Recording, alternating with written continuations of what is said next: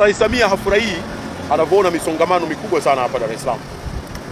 Na si Dar es Salaam tu, nchi nzima. Hapendi na hafurahii. Na hisia zake hizo hajawahi kuzificha anapokutana na sisi wasaidizi wake. Kwa hivyo mimi nimepita hapa wakati nilitoa maagizo juu ya kuhakikisha kwamba tunakamilisha barabara stretch ya kutoka hiyo Samnujoma kuja Mwenge, Mwenge kwenda Tegeta na Mwenge kuja mpaka mjini kati. Si ndivyo? Na ya Buguruni na ile ya Morogoro, si ndivyo? Lakini sasa wakati napita nimekuta shimo kubwa sana wamechimba hapa. Kwa hivyo nimetaka kujua kutoka kwa wasimamizi, wataalamu wetu, ni nani amefanya kazi hii ya kuchimba. Wameniambia ni contractor. Nimewauliza, kwa nini amekuja kuchimba hapa ikiwa kwamba kule kutoka Moroko kwenda mpaka Mwenge na Moroko kuja mpaka Mbuyuni mpaka Kaunda hapa Stanbic hajakamilisha?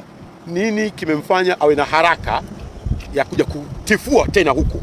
Kwa sababu kule alikotifua tayari hapajakamilika, anakuja kutifua tena huku. Ni nini sababu yake? Na nimegundua kwamba kuna tatizo la mshauri elekezi wa kwangu mimi ambaye ni consultant wa mradi, lakini na wasimamizi pia. Unajua wakati mwingine si jambo la hawa wakandarasi tu. Kwa sababu mkandarasi, hii ni barabara ya Tanzania. Hii ni barabara ya umma. Hawezi kuvamia tu akaanza kufanya kazi ya kuchimba na kutifua.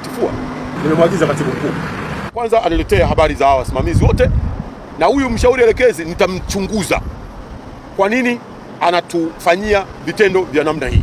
Nilikuwa katika hatua zangu kubwa mbili. Hatua yangu ya kwanza kwa wakandarasi hawa ilikuwa wote nimewaissue watulipe fidia ya kutucheleweshea miradi yetu. Ndio. Kwa sababu sisi katika miradi hii hatuna deni na wao. Sisi tunawadai wao.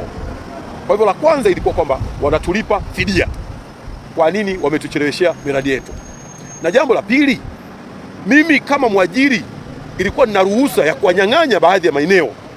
Kwa bwana, mimi hapa nakunyang'anya kwa sababu wewe unaonekana umezidiwa. Huwezi kwenda na kasi yangu. Sasa yawezekana pale ninapotaka kumnyang'anya, mshauri elekezi na wasimamizi wengine labda sio waaminifu, wameamua kumpa aendelee ili kufifisha hoja ya kumnyang'anya. Ndio maana namwambia huyu, mnakwenda kukuchunguza. Mimi naitwa Rajabu Idi. Rajabu Idi. Mimi ndio msimamizi wa mradi.